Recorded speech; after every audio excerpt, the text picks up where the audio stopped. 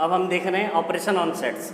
कल की क्लास में हमने देखा था यूनियन ऑफ सेट्स, सेट्स का यूनियन निकालना, इंटरसेक्शन ऑफ सेट्स, सेट्स के इंटरसेक्शन निकालना, complement of sets. Complement of sets को हम किससे डिनोट करते हैं? ए बार, ए डैश या ए टू द पावर सी या ए कॉम्प्लीमेंट से, है ना। आज हम देख रहे हैं डिफरेंस ऑफ टू सेट्स, ठीक है। तो इसके लिए सिंपल सा है कि मैं मान लो कोई सेट ए ले लिया 1, 2 और 3 और सेट बी ले लिया 3, 4, 5, 6, ठीक है। अब मैं निकाल रहा हूँ ए माइनस बी, ठीक है। तो ए माइनस बी निकाल रहा हूँ मतलब सेट ए में सेट बी को सब्ट्रैक्ट कर रहा हूँ, ठीक है। तो सेट ए में अगर सेट बी को सब्ट्रैक्ट कर रहा हूँ मतलब सेट ए और बी के जो कॉमन एलिमेंट होंगे वो सब्ट्रैक्ट होकर हट जाएंगे और सेट ए के जो बचे हुए एलिमेंट हैं वो हमारा आंसर होंगे। तो ए और बी में कॉमन एलिमेंट क्या है? 3, तो वो सब्ट्रैक्ट होकर हट जाएगा। और सेट ए में बचा हुआ एलिमेंट क्या है? 1 और 2, ये हमारा आंसर होगा, ठीक है। देन अब हम देखते हैं बी माइनस ए, बी माइनस ए, ठीक है। तो बी माइनस ए यानी कि बी और ए में, बी में अपन ए को सब्ट्रैक्ट कर रहे हैं तो दोनों में जो कॉमन एलिमेंट होंगे वो हट जाएंगे और शायद बी का जो बचा हुआ एलिमेंट होगा वो हमारा आंसर होगा, ठीक है। तो बी और ए को सब्ट्रैक्ट करते हैं तो बी का दोनों कॉमन एलिमेंट क्या है? 3, तो कॉमन एलिमेंट को सब्ट्रैक्ट करके हटा देंगे और साइड बी का बचा हुआ एलिमेंट हमारा क्या होगा? आंसर होगा, यानी 4, 5 और 6। यहीं से हमको समझ में आ रहा है cardinal number of A minus B का फॉर्मूला क्या हो? Cardinal number of A minus cardinal number of A intersection B, ठीक है। फिर cardinal number of B minus A का फॉर्मूला हो जाएगा cardinal number of B minus cardinal number of A intersection B. ये फॉर्मूला याद करने में बहुत आसान है, हमको सिर्फ ये करना है cardinal number of A minus B मतलब सबसे पहले सेट ए को लेना है, cardinal number of A minus फिर दोनों का intersection cardinal number of A intersection B. Same नीचे वाले फॉर्मूले के लिए cardinal number of B minus A equal to सबसे पहले लेंगे पहले सेट को cardinal number of B minus फिर दोनों का इंटरसेक्शन। क्लियर है? इसको वेरीफाई भी कर सकते हैं हम इस फॉर्मूले को, जैसे कि मैं निकाल लेता हूँ cardinal number of A minus B की वैल्यू। तो कार्डिनल नंबर ऑफ ए में कितने एलिमेंट है? 3 minus cardinal number of A intersection B, A intersection B की वैल्यू क्या हो जाएगी भाई? दोनों का कॉमन एलिमेंट क्या है? 3, ठीक है। तो इनका इसका कार्डिनल नंबर क्या हो जाएगा? ए इंटरसेक्शन बी का कार्डिनल नंबर हो जाएगा 1, तो 3 - 1 इक्वल टू 2। तो देख सकते हैं आप ए माइनस बी में हमारे पास क्या आया हुआ है? 1 और 2, यानी इसका कार्डिनल नंबर क्या हो गया? 2, और यहाँ भी हमने उसका कार्डिनल नंबर 2 ही निकाला है, तो इससे वेरीफाई हो जाता है फॉर्मूला। देन उसके बाद हम आते हैं सिमेट्रिक डिफरेंस। सिमेट्रिक डिफरेंस को हम डेल्टा से डिनोट करते हैं, ठीक है। तो इसका फॉर्मूला होता है A minus B union B minus A equal to A delta B, ठीक है। अब इसके बाद इसको अपन नॉर्मल इसी तरीके से वेरीफाई कर लेते हैं। सेट ए हो गया आपका 1, 2, 3, सेट बी हो गया आपका 2, 3, ठीक है। तो ए माइनस बी निकालोगे तो क्या आ जाएगा? दोनों के कॉमन एलिमेंट को माइनस कर दो और बचा हुआ एलिमेंट आपका क्या होगा? आंसर होगा। सेट ए का बचा हुआ एलिमेंट ए माइनस बी दोनों कॉमन एलिमेंट क्या? 2, 3, तो सेट ए का कौन सा एलिमेंट बच गया? 1। अब मैं निकाल लेता हूँ बी माइनस ए, यानी बी में ए को माइनस कर रहे हैं, दोनों का कॉमन एलिमेंट माइनस हो जाएगा। फिर सेट ए में सेट बी में क्या बचा? कुछ नहीं बचा, मतलब 5, ठीक है। तो ये दोनों का यूनियन, ठीक है, A minus B union B minus A, दोनों का यूनियन क्या हो जाएगा? 1 और 5 का यूनियन 1। तो ये आपका हो गया ए डेल्टा बी का वैल्यू, ठीक है। इसका एक और फॉर्मूला होता है जो हम देख सकते हैं,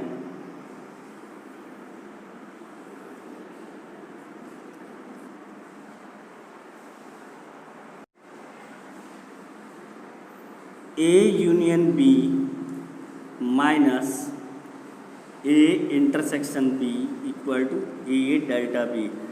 सिमेट्रिक डिफरेंस का एक और फॉर्मूला है हमारे पास, तो इस फॉर्मूला को वेरीफाई कर लेते हैं। सेम ए यूनियन बी, ए और बी का यूनियन निकालूंगा तो क्या आ जाएगा?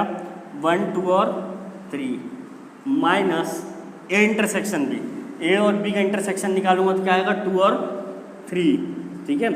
अब ये दोनों का आपस सब्ट्रैक्ट कर देता हूँ तो क्या आ जाएगा? 2 और 3 माइनस हो जाएंगे, बचेगा क्या? 1। तो ये हमारा क्या आ गया? ए डेल्टा बी का वैल्यू। तो यहाँ पे जो ए डेल्टा बी की वैल्यू आई है और यहाँ पे जो ए डेल्टा बी की वैल्यू आई है सेम आई है ना। तो यहाँ से हम समझ सकते हैं कि दोनों फार्मूला हमको सेम आंसर दे रहा है। क्लियर है? तो ये दोनों जो फार्मूला हमारा किसका है, सिमेट्रिक डिफरेंस का है। Please note down. आज का हमारा टॉपिक है लॉ ऑफ अलजेब्रा। सबसे पहला लॉ है आइडेम्पोटेंट लॉ। आइडेम्पोटेंट लॉ में हम ये देखते हैं कि अगर कोई सेट है उसको खुद के साथ यूनियन निकाला जाए या इंटरसेक्शन निकाला जाए तो वापस सेट ए ही मिलता है। ठीक है, इसको नॉर्मल आप ए इक्वल टू 1 2 3 एक ऐसा सेट ले लीजिए। ठीक है, और सेट ए का खुद के साथ इंटरसेक्शन निकालेंगे तो आपको वापस 1 2 3 ही मिलेगा। ठीक है, इसी तरीके से आप दोनों रिजल्ट को वेरीफाई कर सकते हैं। देन फिर हम आते हैं आइडेंटिटी लॉ। आइडेंटिटी लॉ में अगर सेट ए का मैं एम्प्टी सेट के साथ यूनियन निकालता हूँ तो वापस क्या मिलेगा मुझे, सेट ए मिलेगा। जैसे कि मैं ले लेता हूँ सेट ए इक्वल टू 1 2 3। ठीक है, और 5 मतलब एम्प्टी सेट। अगर ये दोनों का मैं क्या निकालता हूँ, यूनियन निकालता हूँ, तो क्या आ जाएगा वापस 1 2 3, यानी वापस सेट ए मिल गया मेरे को। ठीक है, अब मैं निकालता हूँ एक यूनिवर्सल सेट ले लेता हूँ 1 2 3 4। ठीक है, और सेट ए ले लेता हूँ 1 2 3। दोनों को अगर यूनियन निकालते हैं, यूनियन मतलब दोनों को एक साथ करके लिखना, तो वापस मुझे सेट ए मिलेगा। देखते हैं, A intersection universal set equal to, दोनों में देखिए 1 2 3 कॉमन एलिमेंट है तो उसको एक ही बार लिखेंगे, और फिर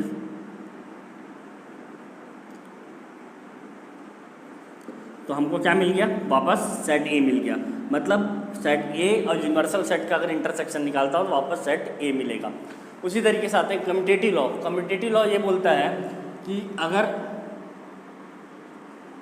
ग्रुप सेम हो बट ऑर्डर चेंज हो जाए, ऑर्डर चेंज हो जाए तो भी रिजल्ट सेम रहता है। देखिए ग्रुप सेम है ए और बी, बट ऑर्डर चेंज हो गया, ए यूनियन बी, यहाँ क्या है बी यूनियन ए।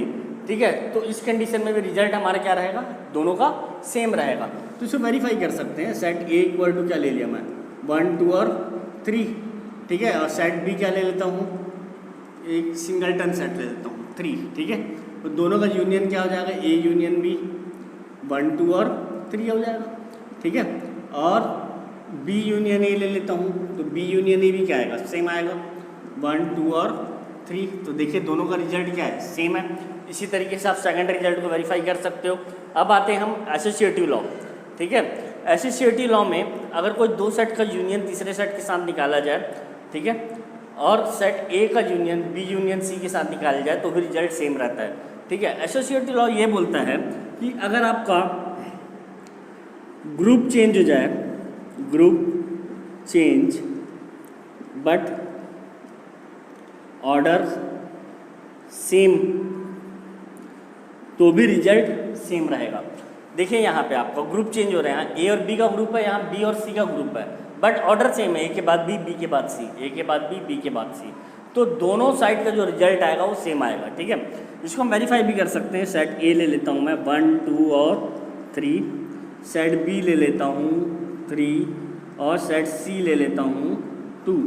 ठीक है, तो A union B, A union B क्या आ जाएगा भाई, 1 2 3 और 3 का यूनियन निकालता हूँ तो 1 2 और 3 आ जाएगा।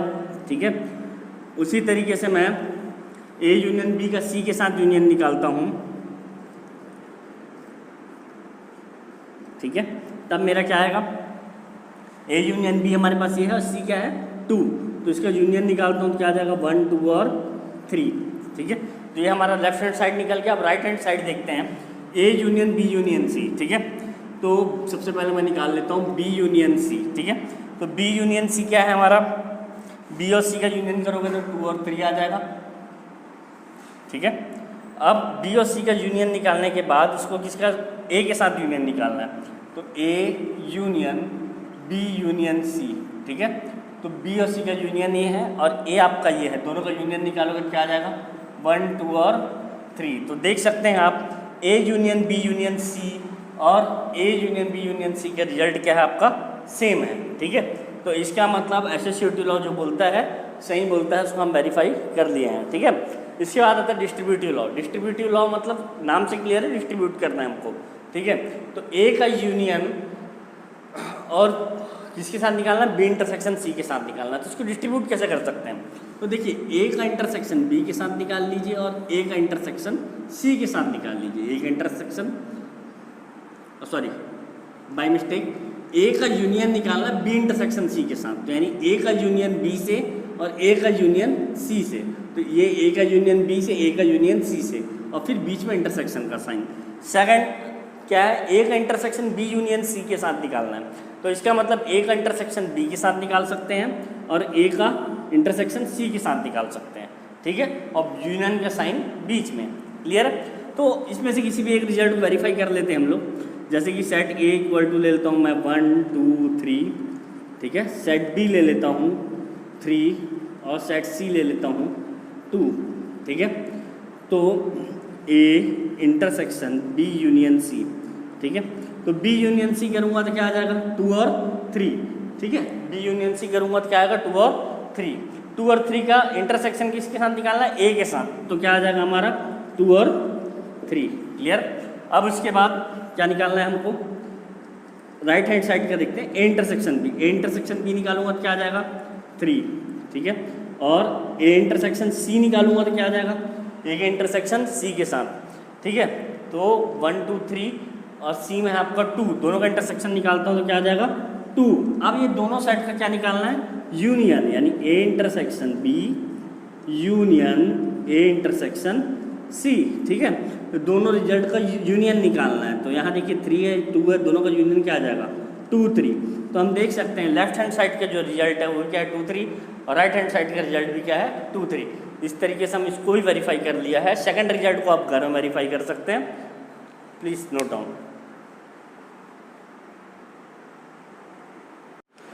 अब हम देख रहे हैं डी मॉर्गन्स लॉ, ठीक है। अगर ए और बी दो सेट्स हैं तो ए यूनियन बी का कॉम्प्लीमेंट और A complement intersection B complement का रिजल्ट सेम आएगा, ठीक है। डी मॉर्गन्स का इसने पहला स्टेटमेंट दिया था ये, ठीक है। तो इसको अगर प्रूफ करना है तो उसके पहले हमको ये समझना पड़ेगा कि अगर x कोई एलिमेंट है जो a यूनियन b से बिलोंग कर रहा है, ठीक है। x कोई एलिमेंट है जो a यूनियन b के सेट में अवेलेबल है, तो इसका मतलब x या तो a में अवेलेबल है या तो b में अवेलेबल है ना। x या तो a से बिलोंग करता है या b से बिलोंग करता है, तभी तो a यूनियन b के सेट पे अवेलेबल है, ठीक। तो यहाँ से एक चीज़ समझ में, यूनियन मतलब क्या हो रहा है। और फिर मैं बोलता हूँ कि x belongs to a intersection b।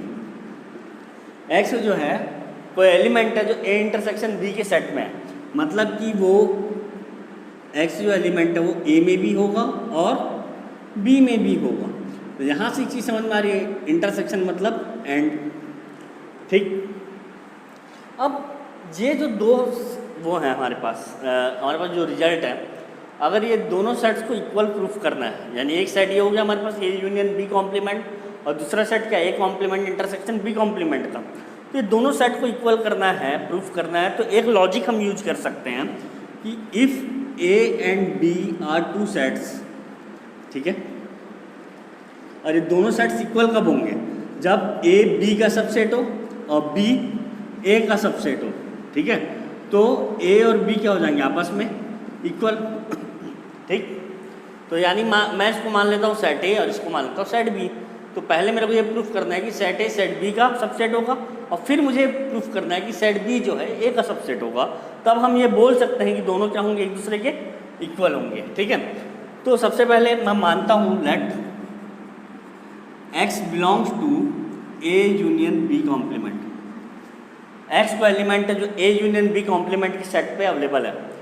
अगर x a union b complement के सेट पे अवेलेबल है, मतलब कहाँ अवेलेबल नहीं होगा, वो a यूनियन b में अवेलेबल नहीं होगा। अगर x को एलिमेंट है जो a यूनियन b कॉम्प्लीमेंट में अवेलेबल है तो कहाँ अवेलेबल नहीं होगा, a यूनियन b में अवेलेबल नहीं होगा। और a यूनियन b में अवेलेबल नहीं है मतलब वो ना ही सेट a में अवेलेबल है ना ही सेट b में अवेलेबल है, ठीक। तो वो सेट a और b दोनों में नहीं है, इसका मतलब वो कहाँ होगा, x a कॉम्प्लीमेंट में होगा और बी कॉम्प्लीमेंट में अवेलेबल होगा।